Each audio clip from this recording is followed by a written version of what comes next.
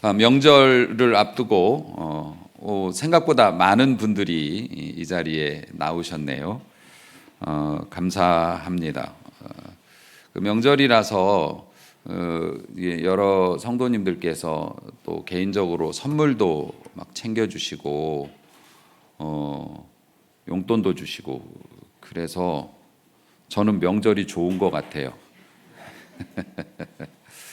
근데 제가 목회자로서 우리 성도님들께서 항상 많이 사랑해 주시고 베풀어 주시는 것에 대해서 기도로 응답을 하겠습니다라고 말은 하지만 한편으로는 항상 그 마음을 되새기고 녹이 나지 않도록 마음을 갈고 닦는 것 중에 하나가 그렇게 대접을 받는 것을 권리라거나 당연시 여기지 않는 목사가 되기를 원한다.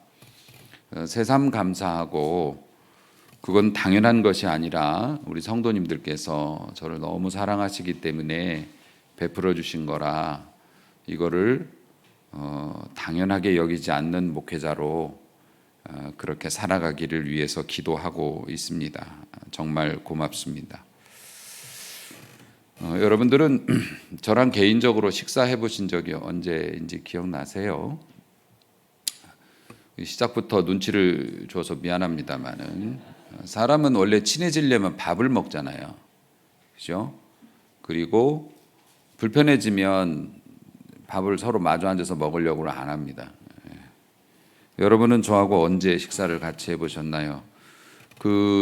저 식당에서 주일날마다 이렇게 같은 테이블에서 식사하는 거 빼고 그거는 원래 그냥 먹는 거니까 그렇고 개인적으로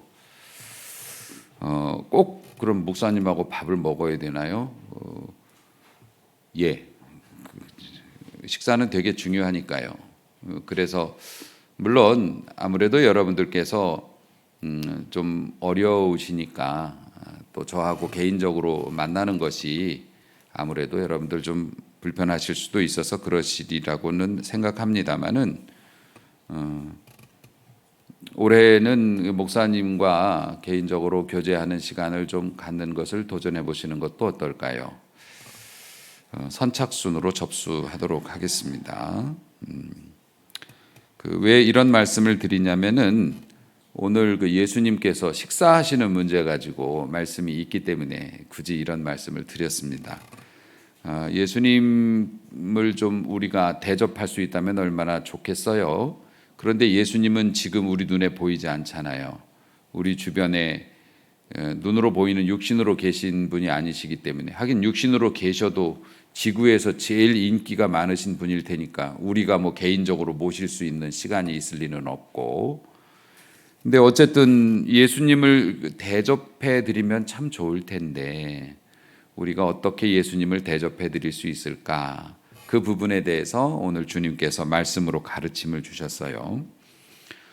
남쪽 유다 지방에서 사역을 하시다가 이제 갈릴리 쪽으로 넘어가시려면은 중간에 이렇게 나라가 이렇게 길쭉하게 돼 있거든요. 그래서 중간에 사마리아라고 하는 지역을 통과해야 되는데 사람들은 사마리아 사람들을 상종을 안 하죠. 유대 사람들은 원래는 12지파 중에서 10지파가 사마리아 북이스라엘 쪽이었는데 이 사람들이 포로로 잡혀가 가지고서 민족의 순수성을 잃어버리고 혼혈이 되기도 하고 하나님의 은혜를 제일 먼저 저버린 사람들이라 나중에 포로 귀환이 된 다음에 남쪽하고 사마리아로 이렇게 나뉘어져 갖고 남쪽 유대 사람들은 자기들의 순수성을 지켰기 때문에 사마리아 사람을 개 취급했단 말입니다.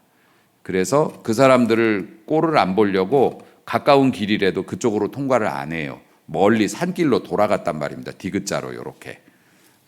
그 여리고 가다가 강도 만난 그 유대인을 도운 게 선한 사마리아인이라고.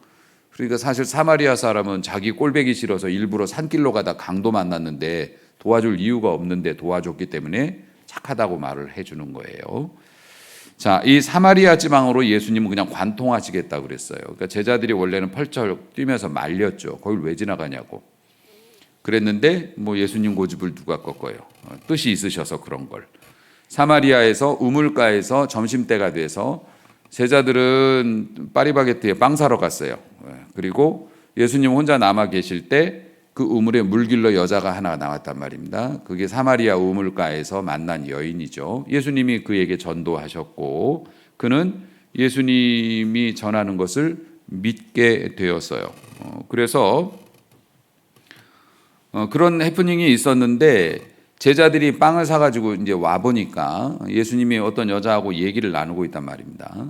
그러니까 저 여자 누구예요? 왜 저 여자랑 얘기하세요? 라고 묻지를 않았대요. 왜냐하면 예수님께서 말씀을 나누시는 걸 보면 아이고 또 하나님의 나라에 대해서 전하고 계시구나. 이제 그렇게 짐작을 하고 그리고 이 여자는 뭔가 결심한 듯이 흥분해가지고 마을로 뛰어내려가고 제자들이 이제 빵 사왔어요. 식사 좀 하세요. 여기 잡수실 거 있습니다, 선생님. 했더니 예수님께서 갑자기 나는 내가 먹을 양식이 따로 있다 이렇게 말씀을 하신 거예요. 조금 전까지 야 배고프다 뭐 먹자 이러셨던 분이 갑자기 내가 먹을 양식이 나는 따로 있다라고 말하니까 제자들이 서로 그렇게 얘기했대요. 뭐 누구 딴 사람이 먼저 갖다 드렸냐? 우리 빵 사러 가기 전에 뭐 드실 거 미리 드렸어? 이제 단순한 얘기죠. 이제 그런 얘기를 했다. 성경이 그렇게 기록하고 있습니다. 제자들 생각에는 뭘 드신 거지? 왜 배부르다고 말씀하시는 거지? 그랬는데 사실 예수님께서 너희들이 알지 못하는 먹을 양식이 있다고 말씀하신 게 빵은 아니었던 거는 우리가 알고 있습니다. 그 특정한 음식을 말씀하신 게 아니라 어떤 일을 말씀하신 거죠. 음식이 아니고 제자들은 뭐 그 뜻을 당연히 알 수 없었지만 그래서 제자들이 뭐야 누가 빵 드렸어?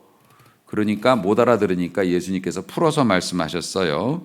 나의 양식은 내가 양식으로 지금 얘기하는 거는 나를 보내신 분의 뜻을 행해서 그 일을 온전히 이루는 것이다. 이렇게 말씀을 주셨어요. 말씀을 주시니까 더 못 알아들어. 그죠? 내 양식은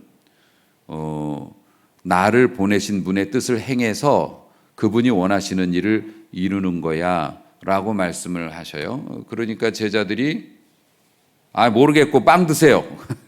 원래는 그렇게 말하는 게 맞죠. 제가 여러분들에게 목회자가 여러분들에게 제일 바라는 게 뭘까요? 제일 원하는 게 뭘까요? 목회자가 맨날 여러분들한테 밥 사달라고 그러고 밥 얻어 먹으면 제가 제일 좋을까요? 아니죠. 여러분들이 신앙적으로 중요한 결심을 하거나 신앙적으로 좀 멋진 모습을 보이거나 예배에 충실하게 나오는 그런 모습이 저에게는 큰 기쁨이 되고 정말 보기만 해도 배가 부릅니다. 아 그래요? 그럼 목사님 식사 대접 안 해도 되겠네요? 아니라고요. 그거하고 그건 다른 얘기잖아요. 얘들아 너희들이 어머니 이거 안 먹어요? 니들 먹는 것만 봐도 배부르다. 그럼 우리가 다 먹을게요. 그러면 안 되는 거잖아요. 그거는 이제 구별해서 들으실 거고 그 주님의 양식이 바로 뭐였냐면 나를 보내신 분의 뜻을 행하고 그 뜻을 이룬다는 게 한마디로 정리하면 영혼 구원이에요. 영혼 구원. 그러니까 이 여자가 예수님이랑 얘기하다가 구원을 받은 걸 예수님이 확인하셨어요. 그러니까 예수님이 지금 밥 생각이 없으신 거예요. 왜요? 너무 기쁘니까. 너무 기쁘니까. 여러분 낚시 다니시는 분들은 아시겠지만은 물고기가 지금 막 잡혔어요. 물고기가 막 또 잡히려고 그래. 그때 밥 먹고 해요. 그럼 밥 먹냐고. 안 먹죠. 그러니까 이게 예수님께서 그 잃어버린 영혼이 그 영혼 또 보통 영혼입니까? 이 여자가 얼마나 팔자가 기구하고 얼마나 이게 고통스러운 인생을 살았냐고요. 남편이 5이나 있는데 지금 남편도 자기 남편이 아니래요. 이거 요즘에 그런 프로 많던데 막 그 부부지간에 문제 생겨갖고 나와가지고 그거 나가면 1등 먹을 사람이라고요. 그 사람이 오죽하면 그런 인생을 살았겠고 또 점심시간 때 되면은 사람들이 다 날이 하도 뜨거워서 중동지방에서는 다 자는 시간이라고요. 낮잠 시간이기 때문에 사람 없을 때 다른 사람들 얼굴하고 마주치기 싫어서 몰래 나와서 물 기러 가는 먹고는 살아야 되니까 그 사람이 구원받았다는 거 아닙니까? 그러니까 예수님 입장에서는 얼마나 기쁘시겠어요. 그러니 이게 밥 생각이 없다고 말씀을 하셨던 거죠. 배고픔도 다 잊어버리시고요. 그러니까 여러분, 우리가 하나님 앞에서 올바른 일을 하지 않습니까? 그리고 하나님은 뭐 제일 기뻐하시는 게 일단 생명을 구원하는 일이 제일 크고 기쁜 일이시겠지요. 그런 일을 포함해서 지금 우리 성가대 찬양 준비하고 찬양을 큰 용기가 필요하잖아요. 이게 열심히 하고 또 주방에서 봉사하시는 분들이 자기 손에 나는 거 알면서도 막 재료를 갖다 준비하고 시간을 내서 막 이렇게 하고 그런 일들을 보시면서 여러분들이 간혹 은혜 받으실 때가 있을 거예요. 뿌듯함을 느끼실 때가 있을 거예요. 내가 이렇게 쓰임 받는구나. 내가 이렇게 할 수 있구나. 그러면서 여러분이 뿌듯한 감정을 느끼시고 행복하다. 내가 이렇게 쓰임 받아서 참 좋다. 그 감정을 주님이 똑같이 느끼고 계신다는 거예요. 그거 되게 중요합니다. 여러분이 느끼는 행복, 여러분이 느끼는 그 감정을 주님이 똑같이 느끼고 계신다는 거예요. 지금 이 여자한테 복음을 지금 이 사람이 이제 저 동네 좀 갔다 올게요. 그리고 막 쫓아 내려간 이유가 뭐냐면 오늘 본문에도 나옵니다만 동네 사람들 다 자고 있는데 깨웠단 말입니다. 내가 메시아를 만난 것 같아요. 빨리 와서 보세요. 그래서 동네 사람들 몰고 나왔어요. 그러니까 이 여자가 지금 어떤 기분이었냐면은 자기가 구원의 길을 발견했단 말입니다. 그러니까 은혜 받으면 일단 기뻐요. 지금 내 형편이 바뀐 건 아니잖아요. 형편이 바뀌지 않았어도 내 마음이 바뀌어요. 기뻐요. 희망이 샘솟아요. 다른 사람 나 원래 체질적으로 난 다른 사람하고 낯가려. 이게 없어져요. 그러니까 은혜 받으면 MBTI도 다 상관없어요. 그냥 그거하고 상관없이 행동할 수 있습니다. 담대함도 생깁니다. 그러니까 이 여자가 막 그 은혜에 충만해가지고 동네로 막 돌진 사람들을 만나러 피하러 다녔던 여자가 복음을 전하러 막 내려가는 그 기분을 주님이 똑같이 느끼신 거라고요. 그 여자 중간에 붙잡고 잠깐 식사 좀 하고 전하세요. 그러면 하겠냐고요. 이 여자가 아니 지금 밥이 문제가 아니에요. 물이 문제가 아니라고요. 지금 급하게 나는 이 받은 은혜 너무 기쁘기 때문에 이거 나눠야 되겠어요. 그리고 이거 생명 살리는 일이라면서 불이 나가지고 사람 구하러 가는데 밥 먹고 가라면 가겠냐고요. 이 여자가 느끼는 그 감정을 주님이 똑같이 느끼셨기 때문에 주님이 밥 생각 없다고 말씀하신 거예요. 이해되시죠? 그러면 그 여자의 주님이 우리의 주님이시란 말이에요. 그러면은 여러분들이 하나님 앞에 충성하고 헌신하고 하나님 앞에서 은혜 받고 이러면 그 감정을 주님도 똑같이 느끼고 계시는 거고, 그리고 반대로 여러분이 눈물 짓거나 절망 속에서 두려움에 떨거나 근심에 잠 못 이루고 있을 때 주님도 여러분과 똑같은 감정을 느끼신단 말이에요. 안타까워 하신다고요. 그렇기 때문에 어떡합니까? 주님께서는 여러분에게 좋은 것을 주시기 위해서 끊임없이 문을 두드리신다고요. 그것은 여러 형태로 나오죠. 예배 시간이 되었습니다. 우리 함께 예배를 드립시다. 하나님의 말씀이 이렇습니다. 이렇게 살아봅시다. 이런 식으로 계속 여러분의 마음을 두드리시면서 어떻게 하려고요? 도와주시려고. 그러니까 여러분, 우리가 불행하게 사는 것도 주님께 죄송한 일이에요. 자식이 잘못 살면 부모가 그 고통 똑같이 느껴요. 안 그렇습니까? 어린 아기가 아파가지고 열이 펄펄 끓으면 부모는 속이 펄펄 끓어요. 내가 대신 살아줄 수 있다면, 내가 대신 아플 수 있다면. 그러지 않습니까? 그러니까 자식이 잘 못 되는 것도 사실 부모가 보기에 너무 가슴 아픈 것처럼 우리들의 잘됨과 못됨을 주님이 그대로 느끼고 계신다는 사실을 여러분들이 기억하셔야 됩니다. 그래서 여러분이 은혜 가운데 있으면 감사함으로 주님께 좋은 것을 대접했다고 생각하시면 되고, 여러분이 고통 가운데 있으면 주님이 그걸 다 알고 계시니까 도와주러 오실 테니까 오셨을 때 기분 나쁘다고 발로 차버리지 말고 오셨을 때 좀 용기를 내서 받아들이시라는 거예요. 은혜의 기회를 받아들이시라는 거죠. 그러면 이 우물가의 여인처럼 여러분 환경이 바뀌지 않아도 내 생각과 삶이 바뀌어지는 놀라운 역사가 일어나게 될 줄로 믿으시기를 바랍니다. 자, 오늘 본문에서 조금 더 나가서 6장 27절을 보면 예수님께서 이제 밥 얘기 가지고 제자들이 자꾸 짬짬하니까 한 번 더 말씀하세요. 썩을 양식을 위해서 일하지 말고 영생하도록 있는 양식을 위해서 해라. 그러면 목사님 저 출근 안 해도 되나요? 제발 그렇게 극단적으로 생각하지 말고 뭐 말만 하면 계속 그러지 말고 썩을 양식을 위해서 일하지 말고 영생하도록 영원히 먹을 수 있는 양식을 위해서 하라라고 말씀하신 게 직장에 출근하지 말라는 말씀이 아니고 우선순위에 관한 말씀이세요. 그러니까 여러분들이 또 하나 이해하셔야 될 것이 예수 믿으면 내 것을 다 포기해야 되나요? 아니요. 예수 믿으면 가족과의 시간을 다 포기해야 되나요? 아닙니다. 그렇지 않아요. 구약의 율법 시대에도 율법에 하나님을 따르면은 세상의 모든 걸 다 내려놔야 되나요? 아닙니다. 하나님께서는 가족과 부부에 대해서도 범접할 수 없고 침범할 수 있는 영적인 권리로 인정을 해 주실 정도로 부부 생활이나 가족들과의 생활을 귀히 여겨 주셨단 말이에요. 그러니까 율법에서도 그렇게 지켜 주셨단 말이에요. 중요한 건 뭡니까? 하나님께서는 하지 말라 하시는 게 아니라 포기하라 하시는 게 아니라 우선순위를 똑바로 하라라고 말씀을 주시는 겁니다. 그래서 썩을 양식이라는 건 우리가 일에서 세상에서 얻는 성취이죠. 영생하도록 얻는 양식은 우리가 종교적인 행위를 말할 겁니다. 복음을 전하거나 영적으로 기도하고 이런 것들. 그러니까 이게 중요한데 우선순위를 올바로 하라는 말씀이에요.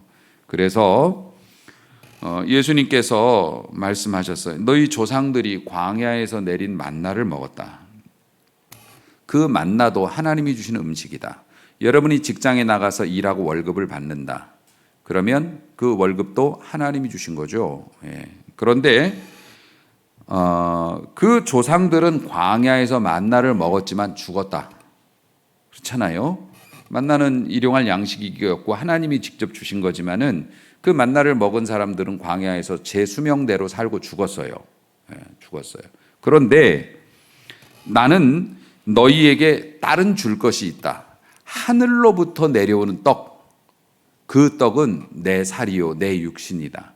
그래서 내가 주는 하나님의 떡은 하늘에서 내려서 이 세상에 영원한 생명을 주는 건데, 그러니까 쉽게 말하면 예수님이 마음은 옛날에 그 만나를 내려도 그 만나 먹고 자기 수명대로 살다 죽었지. 하지만 내가 주는 만나, 내가 주는 떡은 내 육신인데, 그래서 사람들은 예수님이 이 말씀 하신 다음에 예수님을 다 떠났다고 그랬어요. 심지어 예수님께서 제자들을 향해서 너희도 가려느냐라고 물어보실 정도로 대거 이탈했어요. 왜냐하면은 뭐라는 거야? 이해를 못했거든요. 내 살을 먹으라고 뭐 식인종이야? 왜 사람 살을 먹어? 이렇게 이해를 해버렸고, 자기가 뭔데 하늘의 떡이라고 그래? 너를 어떻게 먹어? 그러면서 사람들이 이해를 못하고 다 흩어졌어요. 근데 예수님은 지금 우리 들으라고 말씀하신 거지 않습니까? 예수님은 하나님이 주시는 거지만은 너희들이 버는 돈들이나 너희들이 쌓아놓은 재물들은 유효하지 않았어. 곧 없어질 것이고 그것은 효능이 떨어질 것이야. 하지만 내가 주는 양식, 내가 주는 떡은 영원해. 그래서 영원한 삶을 살 수 있어. 그 얘기가 뭡니까? 우리를 위해서 자신의 살을 찢으신 예수님의 하신 일과 그 아들을 보내신 하나님의 사랑을 믿고 받아들이라는 거잖아요. 그러니까 예수님은 그런 취지로 말씀 주셨는데 당시의 사람들은 이해 자체를 못했어요. 양식? 뭐 좋은 거 줄라나? 그랬더니 내 살을 먹어라. 그랬더니 미친 거 아닙니까? 이러면서 다 떠났다고요. 우리는 양식에 관심이 많거든요. 양식에 관심이 많아요. 지금도 제가 말씀드렸죠. 저희 집에서 문 열고 보면 느티나무 보인다고. 차량 줄이 얼마나 서 있는지 몰라요. 몇 날 며칠 차량 줄이 얼마나 서 있는지 몰라요. 거기 가보면 저희 아내는 어쩌면 그래 느티나무를 사모하는지 느타리 버섯 500원이라고 가자고. 아니 여보, 그 가서 한 번은 저희는 이제 걸어 다니잖아요. 유모차 같은 거 끌고 가서 장봐 오거든요. 걸어가면 차가 많을 때 저희도 명절에 좀 필요해서 갔더니 뭐 팽이버섯 500원이라고 해서 갔는데 줄을 그 내부로 한 바퀴를 서 있는 거예요. 줄이, 계산 줄이 30분을 기다려 가지고서. 그래서 아니 여보, 우리 같은 사람들이 그 500원짜리 버섯 사겠다고 이렇게 서 있는 게 말이 됩니까? 물론 다른 것도 이제 많이 사죠. 이제 그렇게 되는데 사람들은 물질적인 이익이나 조금만 뭐 이렇게 싸게 해준다 그래도 엄청 좋아해요. 원래 우리가 그런 거 좋아하잖아요. 나중에 어떻게 될 망정 조금이라도 이익이 되면 사람들은 그래서 이 땅의 양식에 관심이 많다고요. 예수님을 따라다녔던 상당 거의 대부분의 사람들이 양식이 필요했거든요. 제자들은 예수님을 통해서 한 자리 하려고 했고 인생 역전을 꿈꿨고, 사람들은 오병이어의 기적을 일으키는 걸 보면서 야, 생활비 걱정 없겠다. 저 사람만 우리 임금이 되면 뭐 무상급식이잖아 이거. 이렇게 하고 따라다녔던 거죠. 그래서 예수님께서 내가 너희에게 줄 양식이 있다. 그러니까 양식이요? 그러면서 줄을 쫙 섰다가 내 살을 먹어라. 이래가지고 사람들이 더 많이 떠나간 거예요. 왕창 떠나갔습니다. 한번 걸러졌죠. 사람들이 나는 그 영원한 떡을 너에게 준다 그러니까는 사람들이 그랬어요. 주여 그 떡을 우리에게 주소서라고 얘기했다고요. 그때 주님께서 내가 생명의 떡이다 이러는 바람에 이제 문제가 생겼었죠. 그래서 어쨌든 우리들은 제일 우선순위, 우리의 가치관에서 우선순위를 우리의 안전과 이익이 되는 쪽에다 둔단 말입니다. 물론 그건 뭐 나쁘다고 얘기할 수는 없어요. 사람은 생존 본능이라는 게 있기 때문에. 그렇지만 매사에 그래서는 안 된다는 거죠. 그러니까 수가성의 이 여인도 뭐가 바뀐 겁니까? 팔자가 바뀐 것도 아닙니다. 그런데 뭐예요? 우선순위가 바뀐 거잖아요. 지금은 물 기르는 게 제일 중요했어요. 물 기르는데 짜증나게 왜 말 시켜요? 이렇게 했던 여자가 물동이를 버려뒀지 않습니까? 그렇다고 이 여자가 영원히 물을 안 먹고 사나요? 아니죠. 이제 물길로 나오겠죠.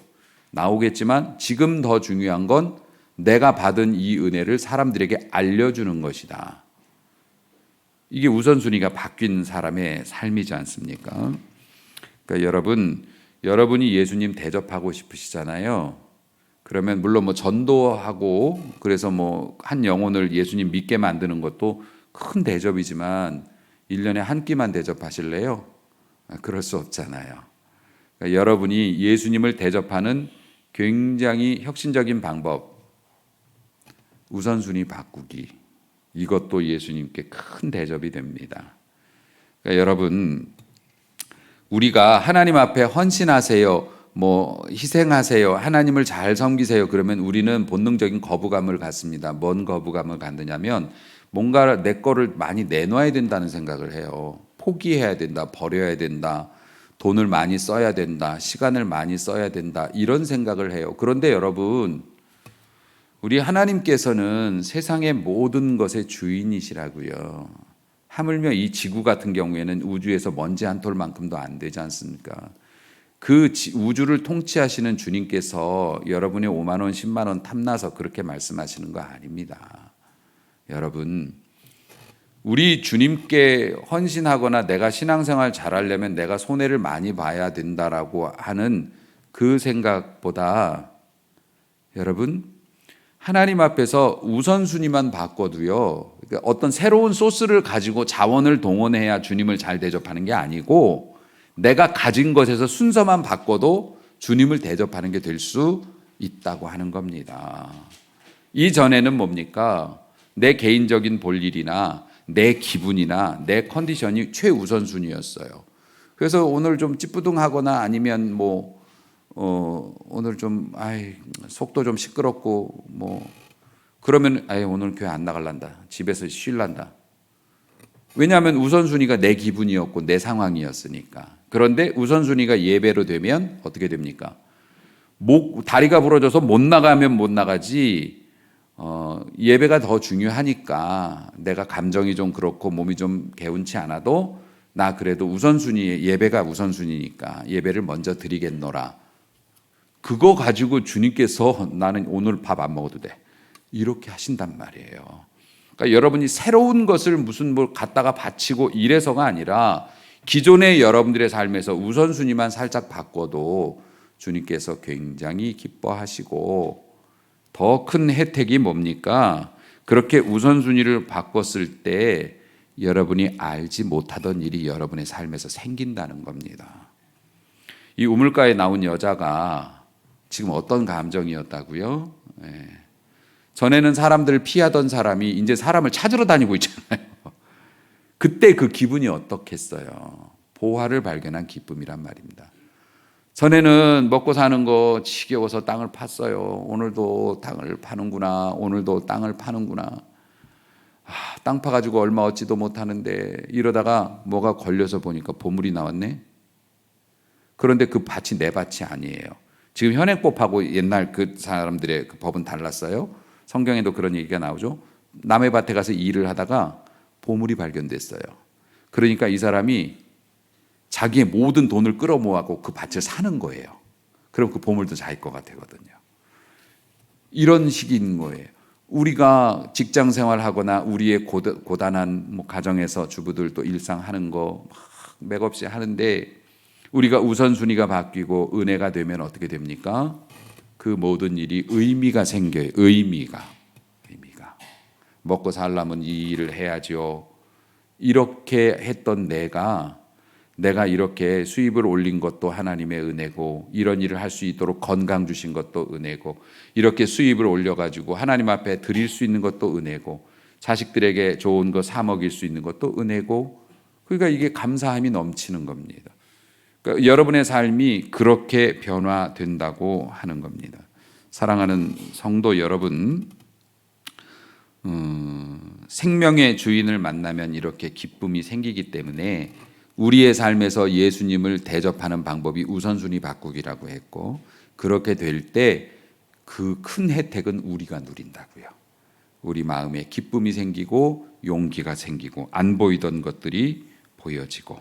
그러므로 여러분, 예수 믿는 여러분들 삶이 벅차긴 하지만 너무 인상 쓰고 근심에 빠져가지고 막 진짜 하나님도 없고 우리를 도울 분도 없는 것처럼 그러지 않았으면 좋겠어요. 예수님 진짜 힘들어 하시거든요. 예수님 식사도 못 하신다고, 우리 때문에. 그러니까 여러분, 주님께서 우리에게 주시는 은혜를 새로 생각하면서 우리가 주님께 무엇을 대접할 수 있을까 고민만 해보세요. 그러면 주님께서 지혜 주시고 용기도 주시고 행동할 수 있도록 기회도 허락해 주실 거라고 믿습니다. 오랫동안 주님을 섬겼지만 새로운 기쁨이 없어서 고민이신가요? 아니면 사는 게 너무 고단하고 피곤해서 신앙생활 진지하게 하기 어렵습니다, 이렇게 말씀하시나요?